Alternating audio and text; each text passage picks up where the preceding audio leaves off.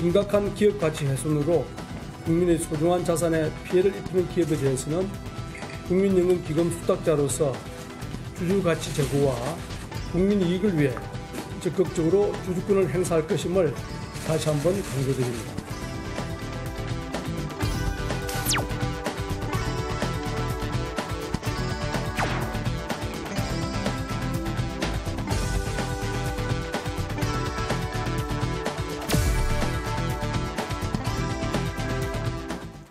지난 30일 국민연금기금운용위원회가 제6차 회의를 열고 스튜어드십 코드 도입 방안을 최종 의결했습니다. 스튜디오에 나와 있는 보건복지부 최경일 국민연금재정과장과 자세한 이야기 나눠봅니다. 안녕하세요. 네, 안녕하세요. 네, 국민연금 스튜어드십 코드 도입이 확정됐습니다. 이걸 어떤 의미로 볼 수 있을까요? 예, 국민연금 기금도 하나의 수탁자고 기관 투자자입니다. 기관 투자자로서 당연히 일찍 도입했어야 됐는데 좀 많은 진통이 사실은 있었고요. 상당히 바람직한 도입이었다고 생각하고 스튜어드십 코드는 크게 두 가지 측면에서 의미를 좀 찾아볼 수 있을 것 같습니다. 첫 번째는 아시다시피 국민연금은 우리 국민들의 노후 자산이니까 그 노후 자산을 안정적으로 관리하고 장기적으로는 수익성을 높일 수 있다는 측면이 하나 있을 수 있고요. 두 번째는 우리 수탁자로서의 책임 활동을 하면서 그리고 기금 운용 의사결정을 하면서 투명성과 독립성을 좀 더 높일 수 있는 계기가 된다. 그렇게 생각을 하고요. 첫 번째 측면에서 말씀을 드리면 먼저 기존의 우리 국민연금 기금은 그냥 시장에서 자금을 투자하는 역할만 했었습니다. 그리고 투자 후에 우리 기업들에 대한 어떤 인게이지먼트, 주주 활동 이런 부분들은 굉장히 소극적이었어요. 그래서 그거에 대한 비판이 있었고 그런 비판이 있었과 동시에 우리 기금이 시장에서 차지하는 막대한 영향력이 있기 때문에 그냥 단순한 매수 전략으로는 수익성을 창출하는 데 좀 한계가 있었습니다. 그래서 이런 다양한 주주 활동을 통해서 기업 가치를 높이고 그리고 기금의 수익성도 높일 수 있다는 측면에서 도입의 의미를 찾을 수 있고 두 번째로 말씀드렸던 거는 잘 아시겠지만 삼성물산하고 제일모직 합병 과정에서 좀 문제가 있었습니다. 그래서 그런 불투명한 의사결정 과정에 대한 문제 제기가 있었고 우리 스튜어드십 코드가 도입되면 이러한 의사결정 과정이라든지 투자 의사결정 과정이 보다 투명하고 공정하게 그리고 독립적으로 이루어진다는 모습을 국민들에게 알릴 수 있어서 국민들의 신뢰를 높이는 데 좀 기여를 하지 않을까 그렇게 생각합니다. 예. 네. 자, 그런데 이 스튜어드십 코드라고 하면 이 단어 자체가 좀 익숙하지는 않은 분들이 많거든요. 우선 정확한 개념을 좀 자세히 설명해 주시죠. 예, 스튜어드십 코드는 그냥 직독직해를 하면 그냥 집사 준칙입니다. 네. 집사 준칙 규범이라고 할 수 있고요. 주인을 대신해서 집사가 집안일을 다 이제 잘 알아서 관리하는 그런 개념에서도 볼 수 있을지 우리 국민연금 기금은 국민들이 맡기신 돈을 잘 관리하고 운영할 책임이 있는데요. 잘 관리하고 운영할 책임을 어떻게 가져갈 것인가. 국민연금 기금도 하나의 주주이기 때문에 이러한 주주 활동의 범위와 내용과 실제 이행 활동들을 어떤 기준까지 정하고 그거를 어떻게 충실히 이행하고 그거를 또 어떻게 국민들에게 상세히 보고하고 설명드릴 것인가 하는 원칙입니다. 예. 네, 말하자면 이제 국민연금이 집사처럼 좀 적극적으로 연금을 관리하겠다 이런 뜻으로 해석해도 될까요? 예. 네. 자, 근데 개인의 입장에서는 국민연금이 스튜어드십 코드를 도입한다고 해서 뭐가 그렇게 크게 달라질까 이렇게 의문을 제기하는 분들도 있으실 것 같거든요. 어떻습니까? 예, 맞습니다. 국민들 입장에서 보면 이제 우리 국민연금 보험료가 조금 낮아졌다, 아니면 높아졌다, 또 아니면 내가 받는 국민연금 급여가 높아졌다, 낮아졌다 이 정도가 이제 직접 체감하실 수 있는 부분일 텐데요. 이 스튜어드십 코드 도입은 그 정도의 체감은 아닌 것 같고요. 다만 이제 우리가 집사로서 국민연금 기금을 잘 관리하고 있고 주주로서 어떤 활동을 하고 있는지 국민들한테 보다 상세히 설명드리고 보고드려야 되는 이제 의무가 저희들한테는 부과가 됩니다. 그 부분에서 이제 주주로서의 활동 내역들을 국민들이 보다 더 자세히, 기존보다는 보다 더 자세히 아실 수 있을 것 같고요. 그리고 기업과의 대화를 하는 과정에서 문제가 되는 기업들에 대해서 국민연금이 국민들을 대신해서 적극적으로 주주 활동을 하고 있구나. 우리 국민연금을 이 관리자들이, 수탁자들이 잘 관리하고 있구나. 이런 모습들을 아마 보시면서 체감을 하실 수 있지 않을까 생각합니다. 네. 지난 26일 그리고 30일 이렇게 두 차례 회의를 개최해서 심도 있는 논의가 이뤄졌는데요. 이 회의에서는 어떤 사안이 좀 중점적으로 다뤄졌습니까? 예, 각 단체 대표들, 지역가입자 대표들, 사용자 대표들 치열한 논의가 있었고요. 크게 쟁점은 5가지 정도였던 것 같습니다. 네. 가장 큰 쟁점은 첫 번째가 이제 주주활동으로서, 적극적인 주주활동으로서 경영 참여에 해당하는 주주활동까지 포함할 것인가 말 것인가, 이 스튜어드십 코드를 도입하면서 그 부분이었고요. 두 번째는 저희가 이제 SC 스튜어드십 코드를 도입하면서 기존에 이제 위탁사한테 자금만 위탁하고 운영만 맡겼는데 의결권 행사까지 지금 유임을 하는 방안을 저희가 제안을 드렸었는데 그거에 대해서 할 것인가 말 것인가에 대해서 쟁점이 있었고요. 그리고 그러면 그 위임을 하게 되는 위탁사에 대해서 SC 도입을 하는 위탁사에 대해서 이제 가점을 하도록 저희가 초안을 만들었었는데요. 그거에 대해서도 좀 찬반이 있었습니다. 그래서 그게 세 번째 쟁점이 됐었고요. 그리고 네 번째는 그 수탁자 책임 활동을 하기 위한 중요한 기구, 거버넌스로서 수탁자 책임 전문위원회를 구성 운영하도록 되어 있었는데요. 그 수탁자 책임 전문위원회를 어떻게 구성할 것인가, 그리고 위원 자격을 어떻게 할 것인가에 관한 좀 논쟁이 좀 있었습니다. 그리고 마지막으로는 저희가 지금 현재는 그 의결권 행사 내역을 사전에 공시하지 않고 있습니다. 주총 후에 국민연금이 어떤 방향으로 의결권을 행사했는지 14일 이내에 지금 공시하고 있는데요. 네. 그거를 SC를 도입하면서 사전에 공시할 것인가 말 것인가 이거에 대한 좀 논쟁이 있었습니다. 이 크게 5가지가 가장 큰 논쟁거리였습니다. 예. 네. 말씀해주신 5가지 중에 특히 경영 참여 부분을 두고 좀 첨예한 대립이 있었을 것 같은데요. 여기서 각 개별의 입장이 좀 어땠습니까? 예, 입장이 좀 첨예하게 좀 대립이 됐었고요. 시민단체라든지 노조 측의 입장은 경영 참여를 포함해서 가자. 왜냐하면 적극적인 주주 활동을 하고 실질적으로 기업에 압박을 주고 그 기업의 문제 해결을 위해서는 경영 참여에 해당하는 주주 활동까지 넣어야 실효성이 있는 주주 활동이 된다라는 주장에서 경영 참여 주주 활동까지 넣어가자라는 주장을 하셨고요. 네. 다만 이제 재계, 그에 반해서 재계나 경영계 쪽은 경영 참여에 해당하는 주주 활동을 넣을 경우 정부 개입 그리고 연금 사회주의 우려 이러한 독립적이지 못한 운영에 의해서 그 기업 경영에 정부가 간섭하게 되는 결과가 올 수 있다라는 우려를 많이 표시해서 굉장히 대립을 했었습니다. 예. 네, 어쨌든 제한적인 경영 참여로 결론이 났습니다. 이 두 각계 가층에 어떤 절충안을 도출했다고 볼 수 있겠는데요. 이걸 좀 의미를 좀 해석해 주시죠. 예, 굉장히 그 절충안 저희가 사실은 기금운용위원회 하면서 막판에 표결까지 가지 않을까 하는 예상도 했었는데 다행히 이제 양측의 합의에 의해서 이루어졌다는 점이 굉장히 의미가 있을 것 같고요. 그리고 네. 기존에 우리 기금운용위원회 운영이 굉장히 형식적이다, 위원들의 역할이 무슨 거수기 역할이다 하는 비판이 좀 많았습니다. 그런데 이번 사안 같은 경우에는 각계 대표들, 기금운용위원회 위원들이 적극적으로 참여를 했고 2차례에 걸친 치열한 논쟁이 있었기 때문에 실질적으로 기금운용위원회가 운영을 해서 각계 대표들이 합의점을 도출했다는 측면에서 의미가 있을 것 같습니다. 네. 자, 그러니까 이제 국민연금 기금운용회가 의결을 한 경우에 한해서 제한적으로 기업 경영에도 참여할 수 있게 됐습니다. 근데 사실 어떤 경우에 참여하고 또 어떤 경우에 참여하지 않아야지 기준이 좀 모호할 것 같거든요. 어떻습니까? 예, 지금 하여튼 결론적으로는 가능하도록은 지금 우리 이번에 의결하면서 경영 참여에 해당하는 주주 활동이 가능하도록은 돼 있는데 실제적으로 어떤 경우냐 이 부분이 지금 정확히 정해져 있지는 않습니다. 그래서 네.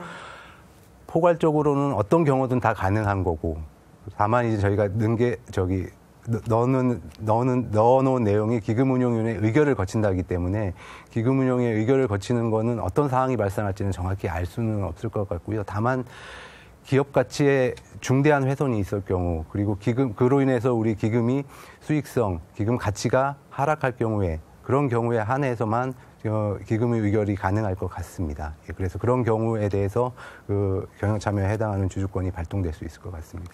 네. 그렇다면 이 당초에 경영에 참여하는 어떤 주주권 행사에 좀 소극적이었던 이유는 무엇일까요?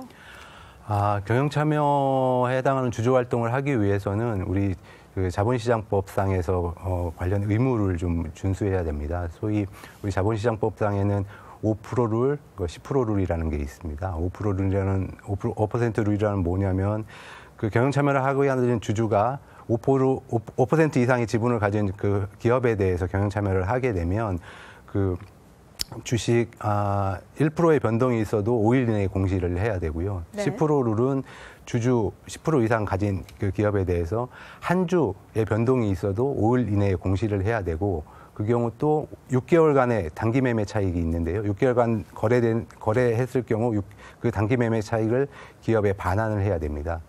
그리고 공시 의무를 하게 되면 우리 기금 운용의 이제 투자 운영 전략들이 매일매일 보여지게 돼서 시장에 좀 부정적인 영향도 있고 우리 기금 수익 측면에서도 안 좋은 결과가 있고요. 단기 매매 차익을 또 이익을 받은 것을 반환을 해야 되기 때문에 우리 기금 수익에는 또 부정적인 영향입니다. SC를 하면서 장기 수익성 제고를 목적으로 하고 있는데 이렇게 수익성 측면에서 좀 부정적인 영향이 있다는 제도적인 제약이 있기 때문에 그 부분이 가장 큰 그 경영참여 주주권 활동에 있어서의 제약 요인이었습니다. 네. 자, 그리고 또 궁금한 게요. 최근에 대기업 총수 일가의 갑질이라던가 아니면 어떤 부당 지원 같은 논란이 좀 많지 않았습니까? 이제 국민연금이 제한적이지만 기업 경영에 참여할 수 있게 됐는데 재벌 총수 일가나 임원에 대해서 해임 카드를 꺼낼 수도 있습니까? 예, 전혀 불가능한 일은 아니고요. 다만 앞서도 말씀드렸지만 우리가 그 임원의 해임 카드는 분명히 경영 참여에 해당하는 주주 활동이 되겠습니다. 그래서 기금위의 의결을 거쳐야 되겠고요. 네.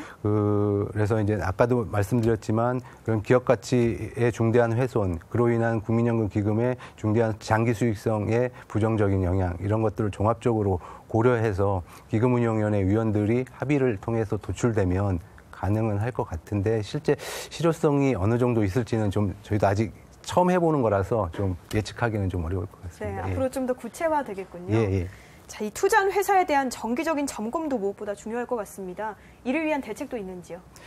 예, 맞습니다. 저희가 이제 SC를 도입하면서 기업의 재무적인 요소도 주기적으로 점검하고 특히 이제 새로 바뀐 게 이제 비재무적인 요소에 대한 주기적인 점검이 좀 들어가게 됩니다. 기존에 저희가 국민연금공단에 이제 기금운용본부라는 조직이 있는데요. 그 조직이 실제 집행조직입니다. 그 집행조직에서 이 비재무적인 요소에 대한 점검을 연 1회 정도 기존에도 해왔습니다. 근데 네. 그 비재무적 요소에 대한 점검 요소들이 좀 늘어날 것 같고요. 그리고 점검 횟수도 지금 한 1회 정도 늘려서 한 2회 정도 더 하려고 하고 있습니다. 예. 네. 자, 일각에서는 국민연금의 어떤 과도한 영향력 행사가 실현되는 것 아니냐 이런 우려도 제기됐습니다. 이를 해소하기 위해서 어떤 방안들을 마련하셨나요? 예, 많이 SC를 도입하면서 주주 활동의 폭이 넓어지다 보니까 그런 부분에 대한 우려들을 많이 하셨습니다. 그래서 저희가 위탁운용사의 의결권도 위임한다는 취지도 사실은 국민연금의 지분의 일부를 떼서 운용사가 의결권을 행사하도록 하는 거니까 의사결정을 어떤 식으로 보면 분권화를 시킨 겁니다. 그렇기 때문에 그 부분도 하나의 영향력을 좀 완화시키고 최소화시키는 방법이라고 할 수도 있고요. 그리고 한 가지는 SC와는 뭐 직접 관련은 없지만 저희가 국내 주식에 대한 투자 비중 등을 이제 점차적으로 줄여가는 지금 투자 전략을 의결을 해서 이행을 하고 있습니다. 국내 주식에 대한 지분율이 너무 높기 때문에 그 시장 영향력도 상당히 크고 그래서 국내 주식의 비중을 조금 더 줄여가고 있는 부분도 있고요. 그리고 그 의사결정 과정에서 이제 SC를 도입하면 아무래도 투명하고 공정한 의사결정 과정, 독립적인 의사결정 과정이 좀 이루어지기 때문에 시장에 대한 과도한 영향력 부분에 대한 그 완충 장치도 될 수 있을 것 같습니다. 네. 자, 그리고 앞서 말씀해 주신 것 중에 국민연금의 투명하고 독립적인 주주 활동 이행을 위해서 수탁자 책임 전문위원회를 구성하는데요. 이게 어떤 역할을 수행하게 되는지 좀 설명해 주시죠. 예, 수탁자 책임 전문위원회가 새로 구성되게 되어 있는데요. 기존에 의결권 행사 전문위원회라는 게 있었습니다. 그 의결권 전문위원회를 이제 확대 개편한다는 개념이고요. 네. 기존보다는 주주 활동의 범위가 넓어지기 때문에 이제 주주권 행사를 어떻게 할 것인지에 대한 기준이라든지 범위 이런 것들을 좀 정해야 됩니다. 그래서 그러한 주주권 행사에 관한 전반적인 정책 결정 사항들을 검토하게 되고 기금운용위원회에 보고하는 역할을 하게 되고요. 또 직접 결정하는 사항들도 있게 됩니다. 직접 결정하는 사항들이라는 것은 아까 말씀드린 기금운용본부가 그 판단하기 곤란한 그 의결권 행사 사항에 대해서 기금본부가 전문위에 올리면 그거에 대해서 의결권 행사를 어떻게 할 것인지 직접 결정을 하게 되고요. 그리고 전문위원회 위원들 3분의 1 이상이 그 요구하는 사안에 대해서는 또 직접 전문위원회에서 결정을 하도록 되어 있습니다. 그리고 투자자 책임 전문위원회는 크게 이제 지금 말씀드린 이 주주권 행사 분야가 있고 또 책임 투자 분야, 크게 두 가지 분야로 나눌 수가 있을 것 같습니다. 그래서 주주권 행사 분야에서는 한 9인 이내로 위원을 구성하게 되고요. 책임 투자 전문위원회에서, 책임 투자 분과에서는 5인 정도로 위원들을 구성해서 각각의 책임 투자 역할을 5인이 맡게 되게 되습니다. 책임 투자 분과에서는 우리 책임 투자에 관한 활성화 방안이라든지 가이드라인, 그리고 정책 제언, 어떤 기업에 대해서 투자를 배제할 거나 투자를 변경할 것인지 책임 투자 관점에서 그런 부분에 대한 의사결정도 하게 될 것 같습니다. 예. 네. 국민연금 스튜어드십 코드를 도입하면서 연차별 또 단계별로 계획을 마련하셨다고 들었습니다. 설명 부탁드립니다. 예.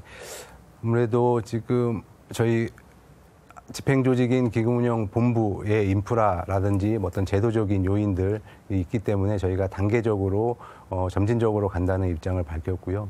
그래서 18년도 이제 의결이 됐으니까 이 이후부터 이제 18년도에는 가능한 접근하기 쉬운 것들, 그리고 실행하기 쉬운 것들을 중심으로 했고, 그리고 19년에는 이제 어느 정도 제반 여건을 갖춘 후에 규정 정비라든지 이런 걸 갖춘 후에 19년도에 할 수 있는 것들 이렇게 좀 정했습니다.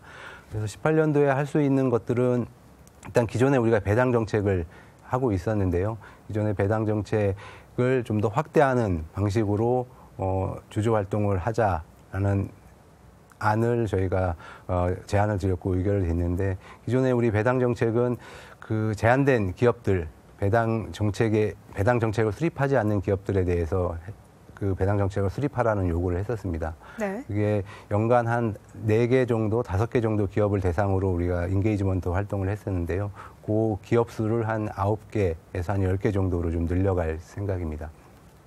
그리고 의결권, 아까 말씀드린 그 쟁점 중에 하나인 이 의결권 사전 공시하는, 행사 내역을 사전 공시하는 것도 추진을 했었는데, 그게 이제 그 논의 과정에서 조금 바뀌어서 의결권의 사전 공시는 이제 투자자 전문위원회가 이제 구성되면 그 사전 공시의 범위라든지 방법 내용을 이제 정하게 되는데요. 투자자 책임위원회에서 그거를 정하게 되면 의결권 행사 내역에 대한 공시 범위도 다소는 조금 확대될 것 같고요. 그리고 이번에 새로 들어가는 게 이제 주주 대표 소송이라는 게 있습니다. 주주 대표 소송이 이제 18년도부터 바로 들어갈 수 있고요. 주주 대표 소송은 기업의 이사라든지 그 경영진 중에 일부가 회사에 손해를 끼쳤을 경우 회사가 그 이사 임원에 대해서 손해배상을 청구하지 않으면 주주가 직접 그 이사 임원을 대상으로 손해배상을 청구해서 그 승소를 하면 그 이익을 바로 회사에 반환하는 그런 소송입니다. 그래서 이 소송은 특별한 어떤 인프라가 필요가 있지 않기 때문에 바로 할 수 있습니다. 그래서 주주대표 소송도 넣고요.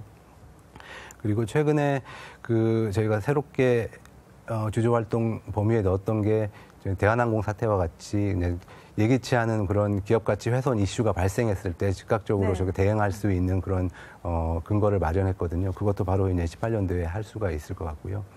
19년도부터는 이제 새롭게 시작되는 게 이제 우리 중점 관리 사항이라고 해서 주주 활동을 할 수 있는 그 포커스 리스트가 있는데요. 그 리스트들을 이제 새로 만들게 됩니다. 그 사례를 말씀드리면 어떤 기업 임원진의 이제 횡령이나 배임 그런 행위, 그리고 그 모기업의 모기업의 이제 계열사에 대한 부당 지원 행위, 그리고 경영진의 사익 편취 행위, 이런 사안들에 대해서 저희가 이제 비공개로 인게이지먼트를 먼저 들어가게 됩니다.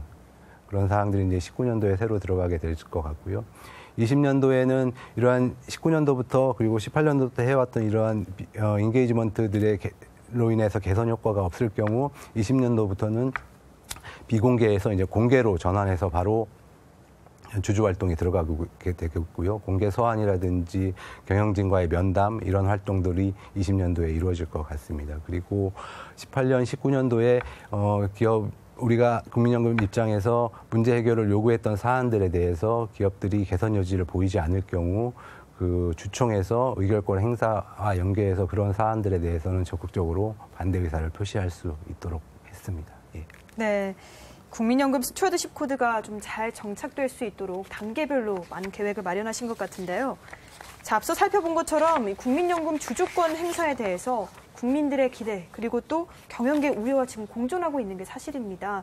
이 스튜어드십 코드 도입으로 얻게 될 긍정적인 성과를 어떻게 보시는지요?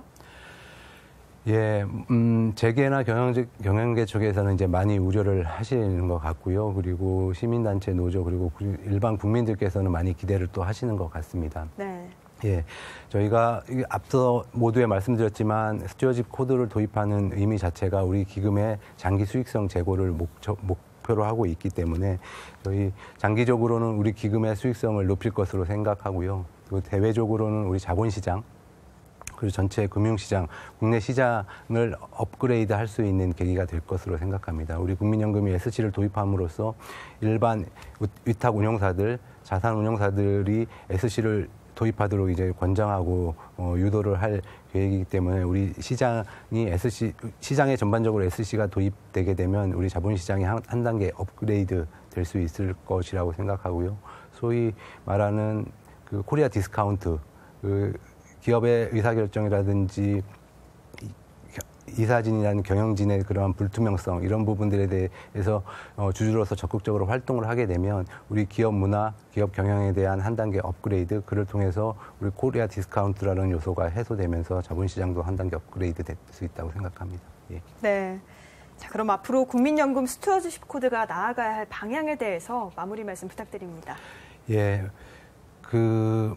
많은 우려를 해주셨는데 저희 이제 운영하는 입장에서는 그런 우려를 불식시키기 위해서 많은 노력을 해야 될 것 같고요.